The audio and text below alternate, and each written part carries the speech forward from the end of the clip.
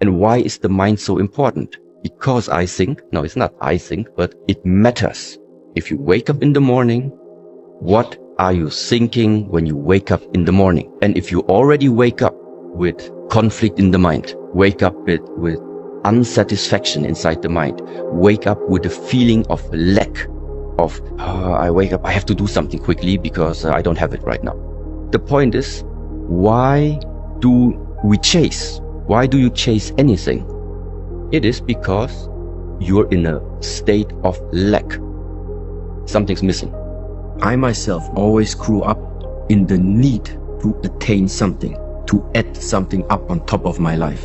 The whole tradition I'm talking about is actually quite the opposite. That's why in the latest videos or publications, for example, I often mention that actually there is nothing I can give to anyone. I have nothing to give you. The only thing that I really try to do is take stuff away from you that are covering, that you see that you are complete. What things tend to cover us that need to be taken away? Everything that builds up a stronger and stronger identity. Everything that you keep from the past in your mind. The more you keep past elements inside your mind, the less likely you will be able to break free into the future and open up for the possibilities that this lifetime might still have for you. I say to people, don't try and look for the authentic self. Just notice when you're not authentic. Just notice when you're not saying no. When there's a no that wants to be said, just say where you're not saying yes. But there's a yes that wants to be said inside you. Notice the impact on you when you don't assert your true self. How do you feel afterwards? Resentful, ashamed, or tired, or whatever. So notice the difficulty being authentic and ask yourself, well, what is the belief that I'm carrying that if I'm authentic, then what? So in other words, not all that noticing, what does that do? Who's the one that's noticing? It's the authentic self. So just by asking those questions, you're strengthening, you're empowering that authentic self. And just going back to that, the heart underneath is teaching the broken heart above. Well, that wholeness is teaching the disconnection. It's always there. People think that shame is a response to what they did or they didn't do. No. They think they're ashamed of themselves because they're addicted. Actually goes the other way around. The shame came long before the addiction. And the shame has all kinds of sources, but again, it has to do with early trauma, early neglect, or early disconnection. If a child is suffering, either because bad things are being done to them or because they're not getting their needs met in a positive sense, the child can make two assumptions unconsciously. One is, the world is screwed, my parents are incompetent or cruel, here I am. The other assumption is, these bad things are happening to me because there's something wrong with me fundamentally, and if I work hard enough, maybe I can fix it. Now, which belief do you think is more acceptable to the child? It's obviously the second one. At least it gives them some sense. So even the shame comes along as a kind of adaptation, but it's debilitating. Shame is the worst state. When you're shamed, you want to sink into the ground and you want to even further isolate yourself. That's one of the greatest impacts of trauma, is a deep sense of shame about the self. It's not fear that gets in the way of us being brave with our lives and our work. It's armor. Everybody's afraid. It's okay to be afraid. What's dangerous is the armor that we reach for to self-protect when we're afraid, and how that armor moves us away from love, connection, and our values. I think the hardest work is, for me, constantly being aware of what is my armor? What am I grabbing for when I'm afraid? What am I grabbing for when I want to protect my sense of self-worth, my ego, and how heavy that is? At some point, I had to wear it because that was survival for me growing up. This is the big developmental milestone of middle age, which is kind of when the universe grabs you by the shoulders and pulls you really close and says, I'm not f***ing around anymore. I gave you gifts. Choosing not to grow into them is not benign. There's a consequence for that. And your armor is getting in the way. You have different choices. Let go of what doesn't serve. And that is the big milestone, I think, that we have to wrestle with in midlife. what no longer serves, that's preventing us from growing into who we want to be. Anger is never a primary emotion. It's always a secondary emotion. And there's three feelings that can lead into it. Okay. It's fear, it's hurt, or it's sadness. And when you have one of those three, but then you believe no one's going to take them seriously, then we move into anger to make someone take it seriously. That's where the anger comes in. So I do the same thing with my son. Hey, why am I angry at my son? Well, he's 7. Okay, but what did I feel first? This feeling. Well, then why am I angry? Well, it's because he didn't take my feeling seriously. Does he even know that I have that feeling? Right? He's 7. Does he even know I'm having that feeling? This thing is upsetting me, and it's not your problem, but let me explain my feeling to you. Why don't we kind of work through this together? Do you ever feel this way? Yeah, I do. Cool. Why don't we try to take care of this? Hey, let's handle this. So he can see what I'm having as a feeling and how a man should navigate it. And then when he has that feeling, I can say, hey, remember when I had that feeling? Yeah, let's do that with you. And I guide him through having those feelings. The anger's gone at that point. Now it's 2 men working on the problem. When we're not feeling good, we are emotionally involved with a destructive concept that we put in here ourselves. It can't make you sick. He can't make you angry. She can't upset you. You've got to do it to yourself. Let's consciously and deliberately build a positive idea, get emotionally involved with a positive idea, and simultaneously we move into a positive vibration. Everything changes. The key to freeing yourself from negative emotion is to absolutely refuse to carry any negativity forward. Forgive people that you've been in relationships with. Forgive previous employers. Forgive friends who've hurt you. Forgive investments that went wrong. Forgive bosses that fired you. Forgive everybody. Develop an attitude toward life that you refuse to hold a grudge against anybody, and let it go. The moment you can take the hardest thing in your life and take more from it than it took from you, your life will change forever. And I thought, that's what I'm going to do. What does that actually mean? To take more from it than it takes from you? If you're in that spot where maybe you're in the backside of it, where it's taking stuff from you, now you're sitting there holding the bag. Like, for instance, I was abused. That's something that can take from you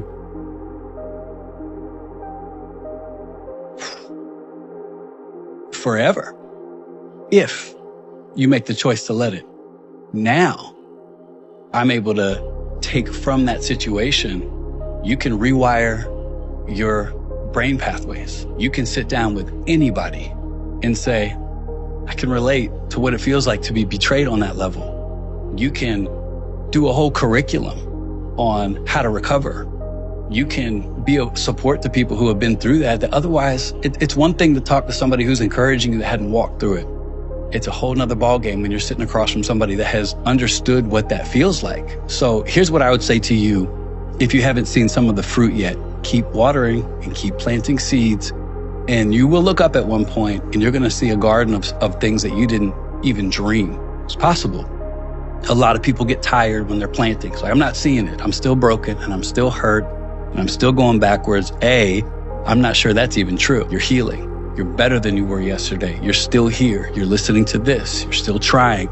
Those are seeds. And you plant enough seeds, eventually, you cannot stop the rain from falling. Only question is, what have you put in the ground? Whatever you want from someone else, give it to yourself first. If you want compliments from someone else, give them to yourself first. If you want validation from someone else, give it to yourself first. Because no matter how many of them they give you, if you never gave it to yourself in the first place, it will never be enough. So that's the second step. Whatever you want from someone else, give it to yourself first. And the third step, I'd say, to get to that self-awareness is simply sitting down and plotting the 3 most difficult times in your life. I think very often when you feel a beep of envy, it's because there's a fragment of your true ambition and your true self in the life of another person. And rather than going, I must run away from it, go, no, this is a clue. What is there that you are envious of? And often envy is a very inaccurate emotion. We envy the whole of someone when actually it tends to be a part of them that we want. And so we go, I'm envious of that singer, actor, business person, etc. You want to go, hang on. It won't be the whole thing. Drill into it. What really is core here? And you might realize it's actually not their fame, their money. It's that they work with their hands, or it's that they live in a log cabin somewhere far away from other people, or whatever it is. So the best thing to do with envy is to see it as a guide for your own ambition, not a sign of your innate jealousy and inadequacy. It's a clue. Many of us are lonely. I mean, this is one of the great secrets of life, that we don't have enough of these people. We're surrounded by people, but how many of those are really the people who, in the middle of the night, at crisis moment, is going to be able to deliver that kind of, broadly, we could call it reassurance, a confessional ear, and a sense of that we are worthy of forgiveness. Do you think this is a challenge that particularly men face, this having someone that is a sympathetic ear, the troubles of being tied up in your fragile male ego, etc., male friendships and male support seems to be a tough needle to thread? It's a really tough needle to thread. I think that being a man comes with all sorts of challenges, but one of them is that masculinity is presented as a kind of achievement. You know how boys taunt each other in the school playground, and they'll go, "You're a girl," as though there's a kind of slippery slope. The top of the slope is manhood, and then the bottom is girlhood. And if you're not careful, you'll become a girl again, as it were. That there's a sort of sense of when you were a baby, and that's the other taunt, baby. When you were a baby, you were in the feminine camp, and then through effort, you became a man. But that achievement is precarious. So men are always feeling the precarity of their identity. And that's a very unstable business. People nowadays aren't capable of loving. They're too protective, they're too defensive. They don't want to feel hurt. Because they don't want to be hurt, they don't want to give so much of themselves. They don't want to be generous with their spirit. They want to protect themselves. So at the slightest kind of conflict with their partner, they retreat and they get into their shell. People are more defensive. They're more locked inside themselves. They're more locked inside their phone, right? So I wrote the book because it seems like romantic love between a man and a woman is seen as something corny and sentimental and old-fashioned, and like we've outgrown that here in the 21st century. Man, that is really sad, and that is really pathetic of you. And that is really actually to deprive yourself of some of the greatest emotions that a human can have. What's the best love advice you've ever heard or received or given? The hard thing to do and the right thing to do are almost always the same thing. That anytime you're confronted with a choice, that the harder thing is usually the right thing. It's easier to sleep in than to exercise, but it might be the right thing to exercise. It's easier to just hold your tongue and not share with your partner something that needs to be shared, but the right thing to do is to do the hard thing. So the hard thing to do and the right thing to do are almost always the same thing. In the minds of geniuses, we find our own neglected thoughts. In the minds of geniuses, we find our own neglected thoughts. In other words, geniuses, so-called geniuses, don't have thoughts that are completely different from those of other people. What they do is they take the thoughts that we all have and they give them the significance they deserve, some of them, some of those thoughts. And so that's why when you pick up a really great book, often you think, wow, I've always thought that, but I've never known how to say it. And really what we mean is, I've never had the courage to give that thought its due, because I'm lacking self-esteem.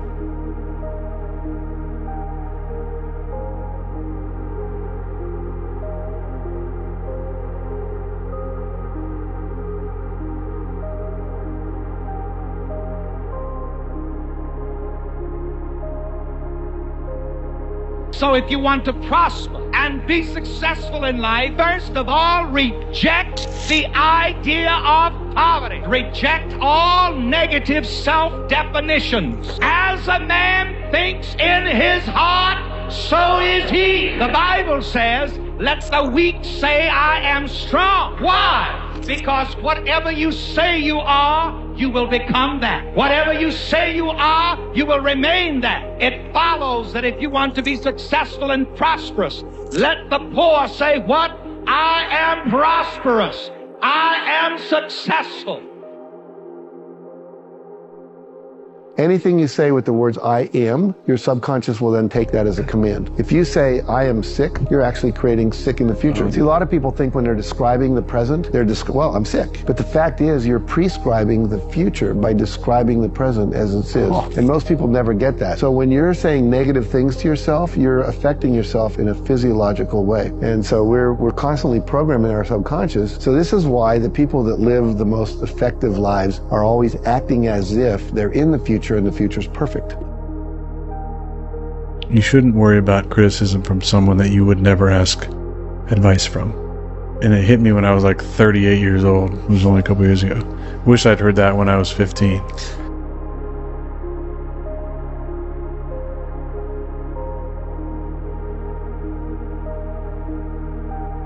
If you're talking about manifesting your dreams, it only requires two things. It requires a clear intention. An intention is a vision, a possibility. The moment you say, what would it be like to be healthy? What would it be like to be wealthy? What would it be like to have a new home? What would it be like to have a great job? And you get this idea in your mind, that's intention. Then you write down the details. Okay, I want to travel around the world. I want to have great benefits, great insurance. I want to work with really cool people. I want to have a chance to be creative. And you list all of those individual elements to fortify your dream. The more you get clear on those details, the more your brain begins to work in new ways. The moment you get inspired and you begin to feel what it would be like to live in that future, your body is getting a chemical sampling, an emotional sampling. It's getting a taste of the future. What is the emotion you would feel if you had your dream come true? Incredible gratitude. If you can hold on to that emotional state of gratitude, your body is living in that future in the present moment. And that's when we begin to see the miracles happen. What most people do is they say, I want the new house, the new car, the new relationship, and then they visualize that. But when they visualize it, they never get in touch with how it would feel if it happened. They're hypnotized into feeling the emotion when it happens. So they may do a little meditation and they open their eyes and their senses say it's not there. Yeah. What do? They experience more lack. Yeah. You have to truly change, then close your eyes, disconnect from the environment, sit your body down, don't get up and do anything. And now teach your body emotionally what that future feels like before it happens. Mm-hmm. You have to stay in the feeling of that future in order for you to be aligned to that destiny. When there's a vibrational match between your energy, it's synchronized with some potential in the quantum field. You no longer have to go anywhere to get it. You're going to begin to draw events or experience to you. And they're going to come in a way that you cannot predict. The more trust you have in your superconscious mind, the faster it works for you. And the more calm and confident you absolutely believe that something will show up. And the more you practice with it and the more confidence you have, the faster it works for you. Pretty soon it gets to the point where you can think a thing and realize it very, very quickly. I used to do this when I was first understood this, when long distance charges were very high back in the 80s, is I would visualize the person I needed to talk to on the other side of the country and they would phone me. And I could do this over and over again. Rather than me phoning them for 30 or 60 minutes, I'd visualize and they'd phone me. I just put it into the superconscious mind and I say, he or she will call by 11:30. By 11:30, the phone rings.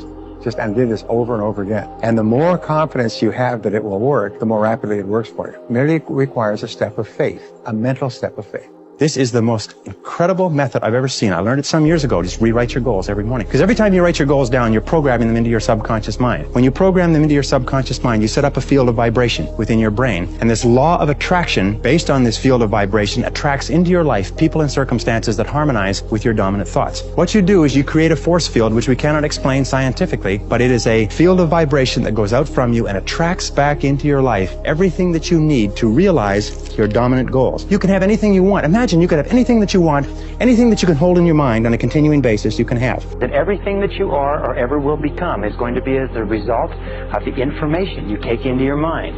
The practical, usable information that you can take and use to bring about some kind of improvement in the world around you. If you want to earn more, you have to learn more. If you want to be happier, you have to learn more. If you want to realize your full potential as a human being, you have to learn more, which means read, study, and learn how to learn. If you'll do that, you'll be amazed at how much of your mental potential you can release. There's a power flowing into your consciousness, and as that power flows into your consciousness, you can make anything you want out of it. When you start to get emotionally involved with an idea that is far beyond your present conditioning, everything goes a little nuts. Your nervous system is affected. It's what we call the terror barrier. What's causing the terror barrier? It's the paradigm. The paradigm is trying to hold you where you are. The paradigm is a multitude of habits that are fixed in the subconscious mind. And when you go to stir them up, everything goes crazy in your nervous system. It's worry, fear, anxiety. You've heard the saying, habits die hard. Well, you put 1,000,000 of them together and see what happens. Yet it's like a wall, and you bounce off that wall, and you'll go back and live in your conformed or, state of bondage and justify why you should stay there. Don't let that happen. The message I try to deliver to people is play to win. Don't play to avoid loss, because the things you fear, the things that's going to happen to you. Set that target on something positive. Work for it. Expect it. Bobby Knight at Indiana University says the will to win is nothing without the will to prepare to win. See, everybody wants to win, but are you willing to prepare to win? How much longer are you going to avoid what you are capable of doing in order to continue with what you are comfortable doing? And I just let that sit and then let them reflect on that question, because it could be the very thing they need to realize it's them stopping them. Stop trying to feel motivated. This is one of the biggest mistakes we all make. We want to feel motivated. We want to feel excited. We want to feel enthusiastic. What I've learned very, very clearly is that if you wait for motivation, you'll be waiting a long, long time. People who make moves don't wait for motivation. People who make progress don't wait for motivation. Actually, they do things when they don't feel motivated. That's the key to success. I am unstoppable. I'm unstoppable. I'm unstoppable. I don't care what it is. I'm unstoppable. Nothing will stop me. The greatest of all qualities to guarantee success is the absolute willingness to go at anything and refuse to stop until you achieve it. That willingness to be wrong. And failure, it's not failure, it's learning. So we're going to make bad decisions. We're going to make poor investments. What you want to ensure is that any of the bad investments don't cause you to undermine your overall portfolio and your strategy. Don't allow any of them to be the one real mistake. And so I think that gets into sizing of your portfolios and what that may look like as well. But everyone is going to make poor decisions. I think it was Roger Federer did a Dartmouth commencement a couple of years ago, and he was talking about how many of matches he won, which I believe over his career, he won over 80% of his matches. But he only won around 50 to 55% of his actual points. So back that up to investing is on a day-to-day basis, it's a coin flip as to whether you win it. But what you want to win is that 80% of your matches. You want to win the big decisions, the big investments, the one that are really going to drive alpha term. That's going to be the critical success feature. What a privilege to be tired from the work you once begged the universe for. What a privilege to feel overwhelmed by growth you used to dream about. What a privilege to be challenged by a life you created on purpose. And what a privilege to outgrow things you used to settle for. Golly. To be tired for having done the thing that you once dreamt of doing is a beautiful blessing. Don't die with your music still in you. There's no accidents in this universe. We all show up here with a purpose. There's an intelligence that is a part of everything and everyone, and all of us are connected to it. And too many of us are afraid to listen to that music and march to it. You out there, I know you have a book you wanted to write. I know there's a composition you wanted to compose. I know there's a song you want to sing someplace. Maybe you want to raise horses out in Montana. Or maybe you want to open up an ice cream shop on Cape Cod. Who knows what it may be. Maybe you just want to travel and see the world. Maybe you want to go into a relationship with someone, but you've been afraid to, but your heart says it's the right thing to do. All of us feel something.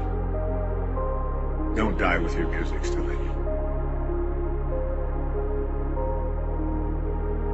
People think that life is all about pleasure and about being happy. Who told you that life was about happiness? Who lied to you? Life isn't about happiness. Life is about life, about experiencing life. You're supposed to enjoy and learn and train through suffering the same way that you do from pleasure, because now you realize that suffering is part of life. It's undeniably a part of life.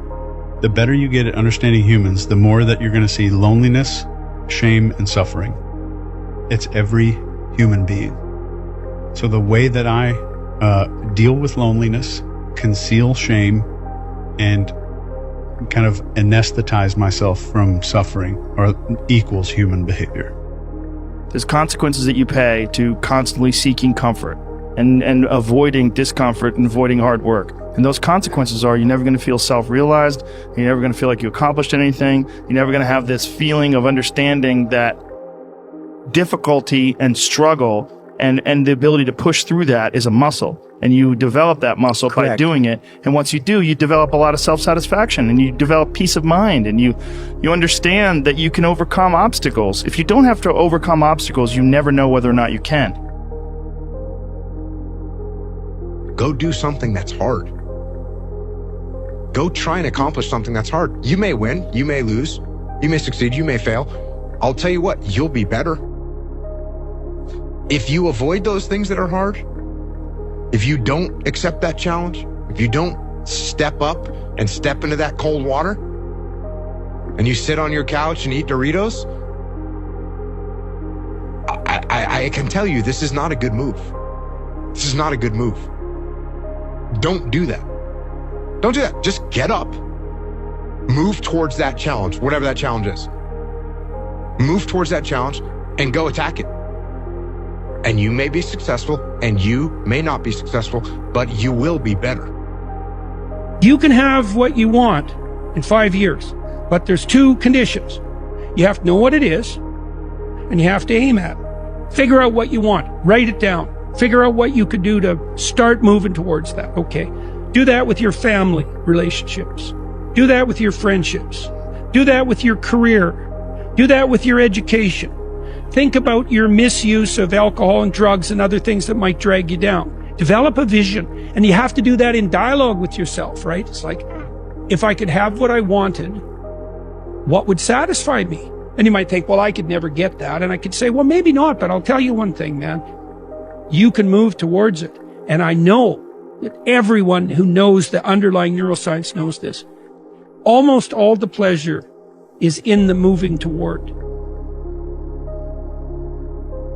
Everybody works out on the good days, but on the days when you feel stressed and tired, on the days when the weather's bad and it's kind of inconvenient, on the days when you don't really feel like it, can you show up, even if it's in a small way? One of my little mantras that I try to keep in mind is reduce the scope but stick to the schedule. So the normal scope might be I write for 30 minutes. And then you look up at the clock and you're like, oh, I only have 15. And sometimes what happens in your head is you're like, oh, I don't have enough time to write today. Or you're like, oh, I was planning to work out for 60 minutes. And you look up and you're like, time got away from me. I only have 20 minutes now. I don't have time to go to the gym. It's easy to talk yourself out of it, but reduce the scope, but stick to the schedule. It's like, well, I only got 20 minutes instead of 60. So I'll just get in there and do a couple sets of squats and that's it. And I've had so many workouts that have been like that, where you're like almost, it's easy to be kind of disappointed you weren't able to do the whole thing that you wanted to do, but you didn't throw up a 0. And if you don't throw up a 0, you maintain the habit. And if you maintain the habit, all you need is time. And so the bad days are more important than the good days in that sense. You need to figure out how do you show up even if when it's not optimal. If you close your eyes and you begin to think about doing something, you would rehearse it in your mind. Yeah. Turns out that the act of mentally rehearsing something when you're truly present, your brain does not know the difference between what's going on out there and what's going on in here. In fact, your brain will begin to look like you've been doing it for the last 5 days and you've never run the course. So the next question is, does that change the body? Take a group of men, have them do one-handed curls in their mind, and bring an emotional component like stronger, harder, more intense, 1 hour a day for 2 weeks. At the end of 2 weeks, 13.5 increase in muscle strength. Wow. Never lifted a weight. And all of a sudden, they began to act differently. They began to think differently, of course. They began to feel differently. They were no longer feeling pain. They're actually liking themselves, right? The man who never failed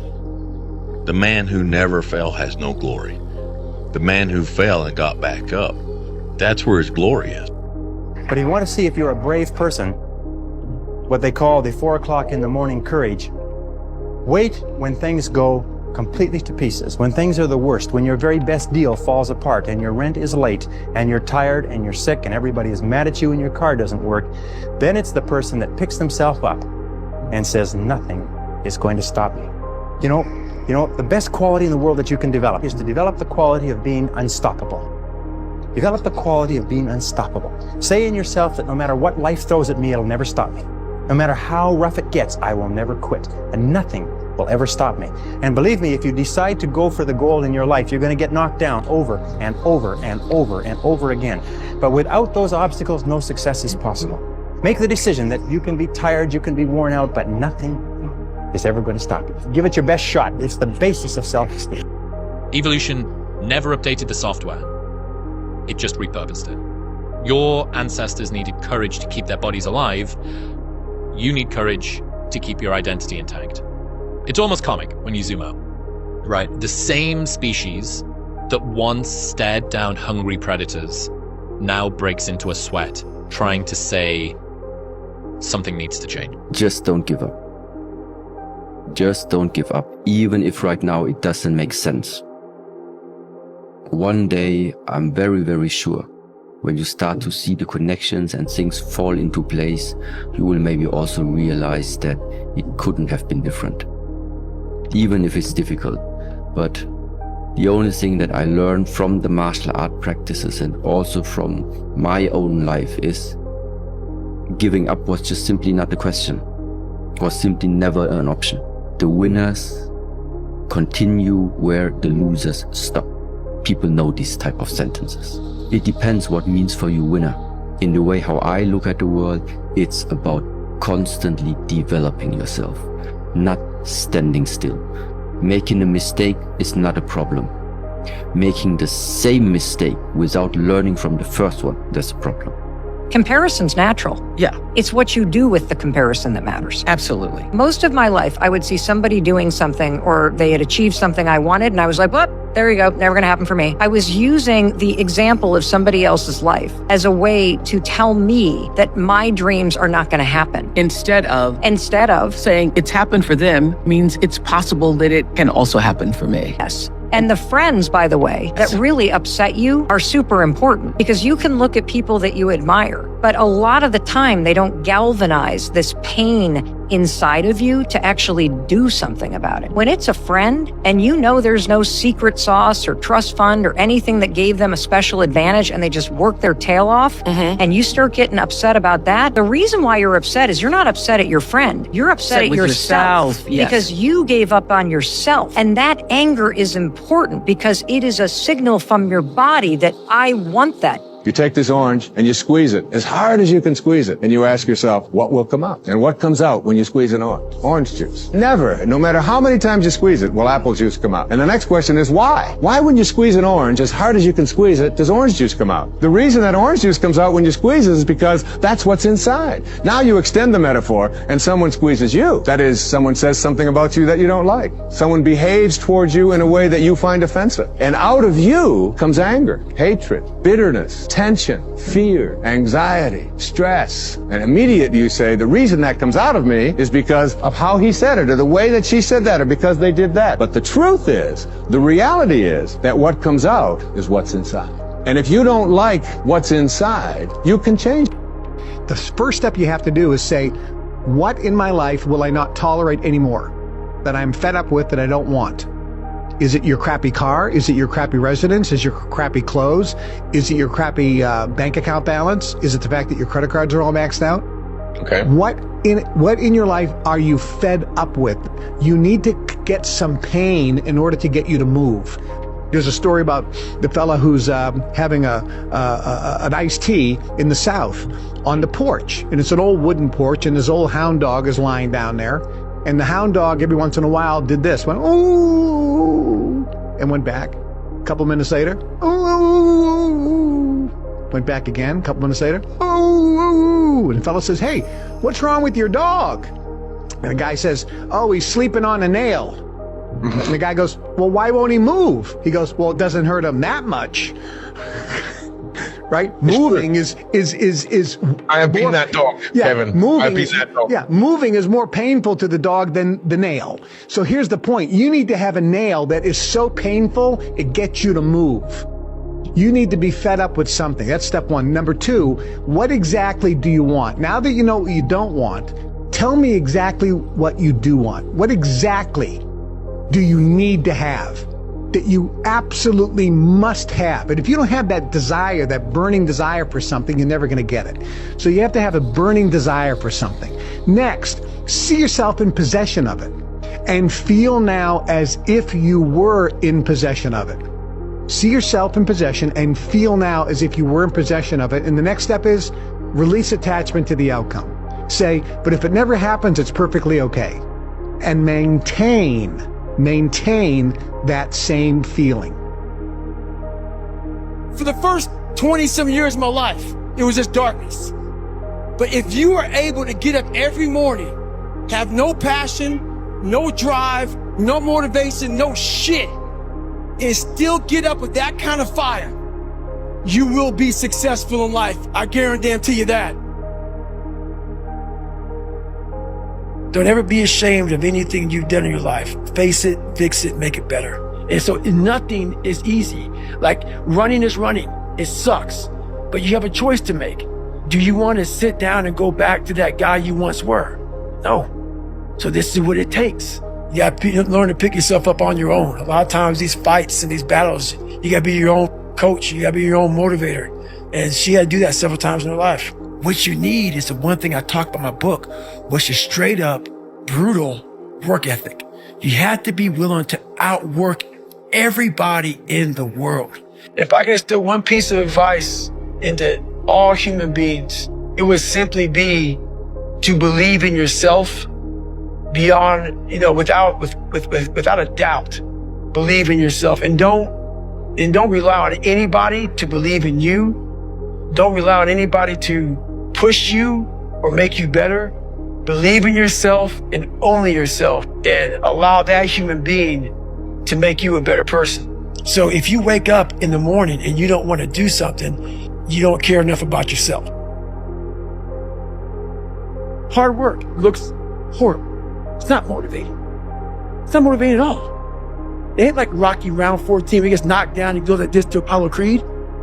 Looks like a man being stuck in a fucking dungeon. And there's no fucking way out. But you have the fucking key. But you refuse to use it. And that's nothing motivating about that. The human brain evolved under immense amounts of pressure. Okay?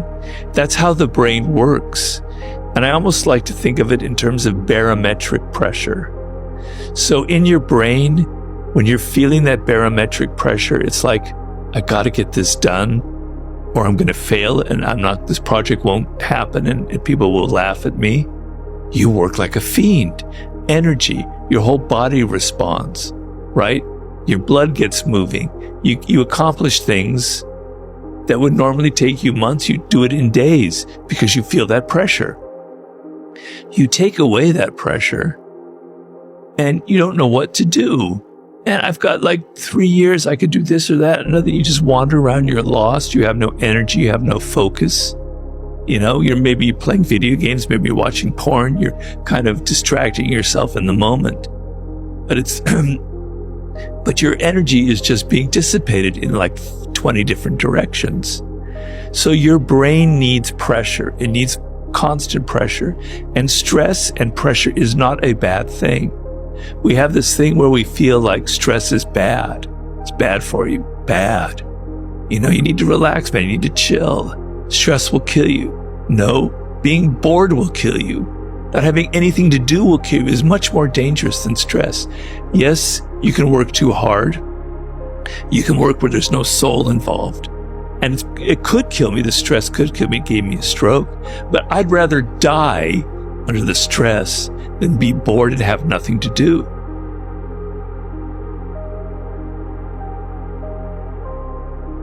We don't ever want to confuse freedom with chaos. They're not the same thing. You know, if you're playing a chess game, you're free to do an almost infinite number of things on the chessboard, but you have to abide by the rules and you have to attempt to win in the proper manner. And I used to play a game with my students in my class, and I'd go up to someone when we were talking about such things and say, okay, do you want to play a game? Some random student, and they'd say yes. And I'd say, okay, you move first.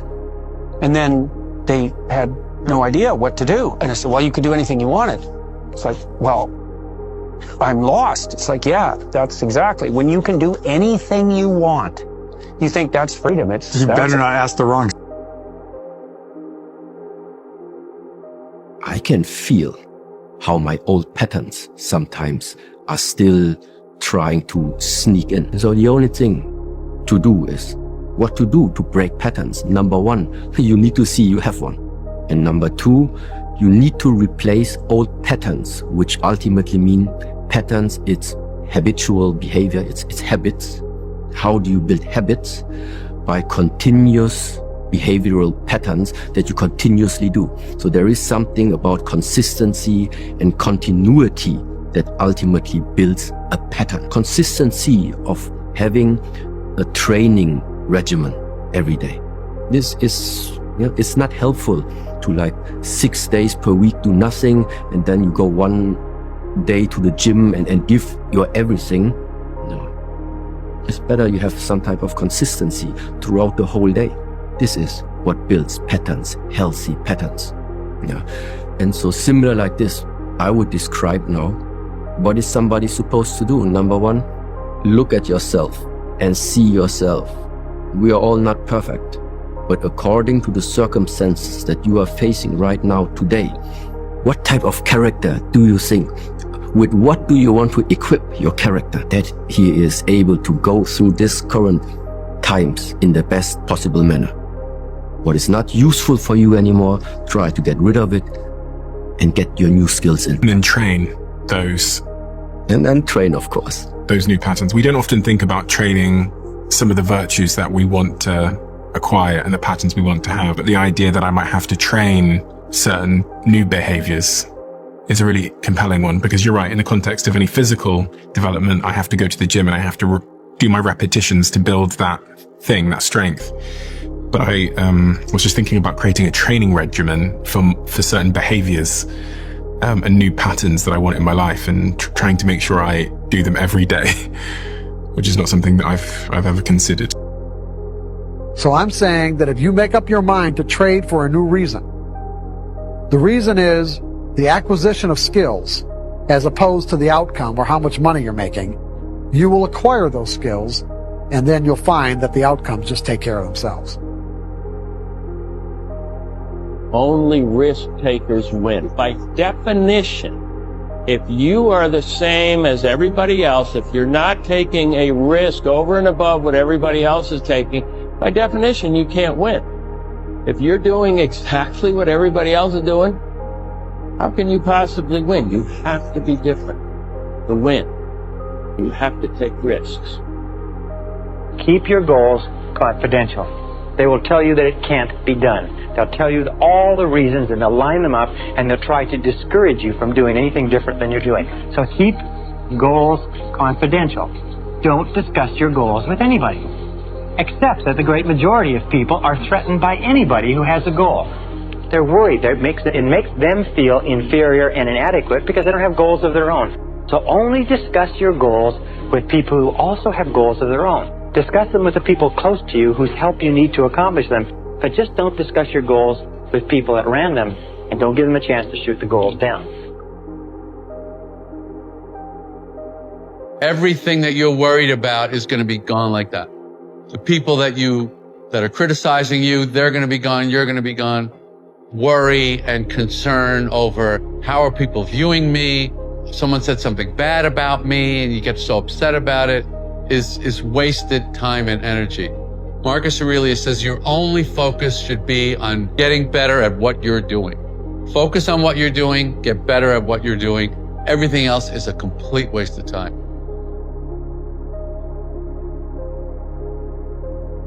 We all sorely complain of the shortness of time, and yet have much more than we know what to do with.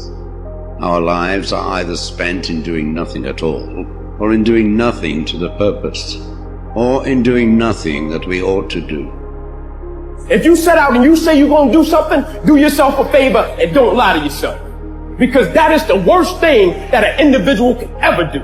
You think you lying to your peers. You think you lying to your mother. You think you lying to your teacher. You think you lying to your coach. At the end of the day, when you look in the mirror, you lying to you. In 10 years from now, nobody can do anything for you. That's going to be the life that you created, not anybody else. You make your bed, you got to lay in it. I got to commit my very being to this thing. I gotta breathe it. I gotta eat it. I gotta sleep it. And until you get there, you'll never be successful in life. But once you get there, I guarantee you, the world is yours. So work hard and you can have whatever it is you want. There's never an easy time to make a hard decision. Never. But what you have to be able to do is pull the trigger, take action. The main differentiation between the high performance people is they believe in the extraordinary. But how do you get out of your head and stop thinking about what you need to do and actually do it? Working hard for something we don't care about is called stress. Working hard for something we love is called passion. All you need to do is have the will and the desire to want to understand what drives and inspires you. The reality of life is that we will all hear more no's than we hear yeses. And we will fail a lot, and I mean a whole lot. But what I ask of you today is to not take no for an answer. Don't be afraid of no's. Be afraid of the possibility of a yes that you have prematurely destroyed because you decided to quit before the clock strikes 12.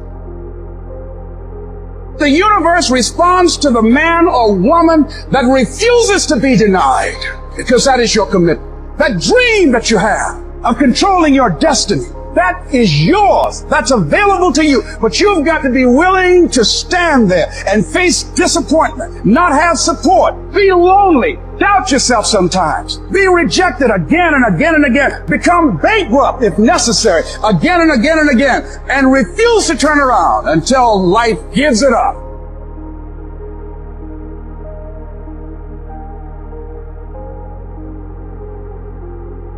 What do you pay attention to most? What your right hemisphere signals as anomalous. It attracts your attention. It's like, this isn't going quite right. I'm not looking at that. Wrong. That's what you look at. That's what you look at. What's not going right. Because that's the terrible monster that might eat you, but it's also the place you get all the information. That's why it's useful to have discussions with your enemies. Because they will tell you things you do not know. And that's such a great thing, because if you don't know them, well, you're not very smart, are you? You know, there may be a time when you go somewhere that's the thing you need to know. And maybe your enemy will tell you why you're such a fool, you know, and a bunch of other things that aren't true too. But even one thing that's accurate, it's like, yeah, thanks very much, man. Maybe I'll do some work on that and I won't have to carry that forward. So, and then that's part of the reason again why the terrible predator, it's always the terrible predator that has the goal. It's like, it's the person who delivers the message you do not want to hear. So it's rough, but it doesn't matter. Life is rough. I've heard it all in my career. All the bullshit excuses and the lies people tell themselves. They say things like, I'll start Monday.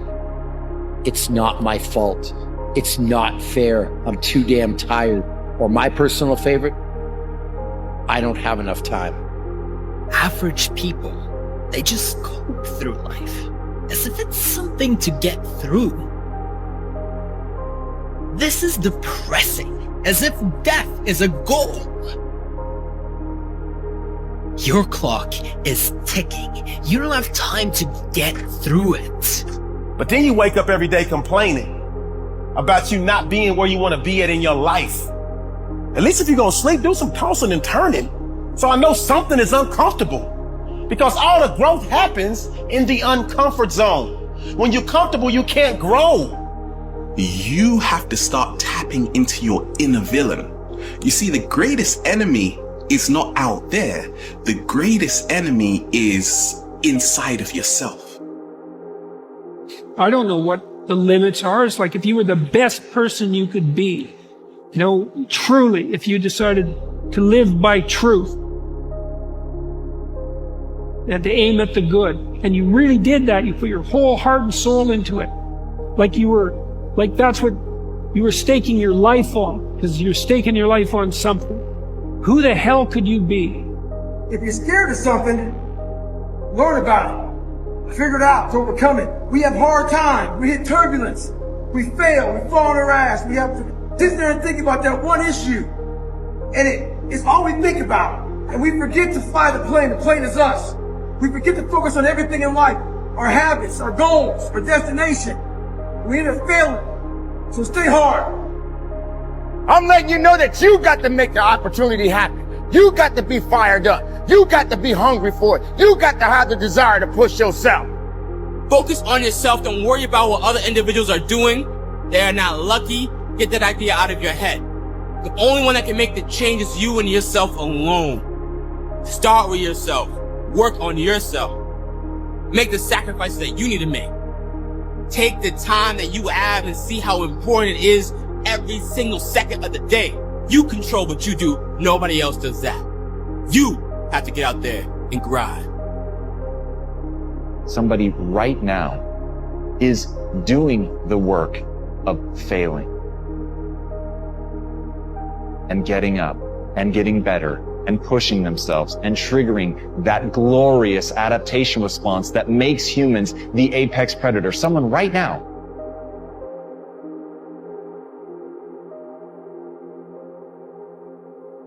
There's not one person that you look up to, not one, that gets up every day and says, this is fucking amazing. I can't wait to do this. No matter what they tell you on social media. They still have bad days. They still have days where they want to do something else. The difference is they don't, because they're committed. When you think about where you are and where you're going and what it is you're trying to accomplish, there's only two ways you can be. You can be the person who learns a little bit, who does a little bit, and then who decides that this really isn't for them and moves on to something else and repeats that cycle over and over and over again. Or you could be the person who's committed. You could be the person who says, this is going to fucking work no matter what happens. No matter how frustrated I get, no matter how angry I get, no matter what, I'm fucking doing this. Those are the people that are gonna win. Our mind wants to protect us. The mind has a tactical advantage over us. It knows our deepest, darkest fears or insecurities. It knows where we start to feel, we start getting that doubt. What is your compassion for the world? Like, what problem do you want to solve? People will say, there's so many things I could do. There's so many things. I'm like, my question is not what causes you the greatest joy. Sometimes my question is, what causes you the greatest pain? Expand yourself. Take yourself out your comfort zone. If you stay in your comfort zone, that's where you will fail. Success is not a comfortable procedure. So you got to get comfortable being uncomfortable if you ever want to be successful. All the great things in my life, all the great things in other high achievers' lives, all the reasons that these successful people that you look up to, that you aspire to be like, are the way they are, have all come from a place of being uncomfortable. All successful people, of my experience, are people who are living fully engaged. They are fully involved in their lives and in their goals. They don't do things by half measures. They may have no guarantees, but they're not afraid to put their whole hearts into their activities. But you're trying to find energy and strength to stay in the fight, to continue on until you get that second wind. The second wind is coming. Whenever the second wind may be for you, it's coming. First and foremost, wake up on time. When that alarm goes off, get your butt out of bed. 5, 4, 3, 2, 1, go. Why is that important for persistence? The reason why is because the first decision that you're making of the day is to actually get up and get moving. That hardship and that pain and that struggle and that frustration, they give you the skills that will forge you into a champion. Develop yourself, weaponize yourself, teach yourself to be so good at something that is necessary to serve in the area of your dream that now you're never even thinking about your comfort zone. Either you commit to constant growth and feeling discomfort upon your own accord and you become the master of your own destiny, or you hand over the keys and you let life happen to you by default. Because there's something in you that tells you this is not it for you. You have not peaked here. There's more in you that you're expressing.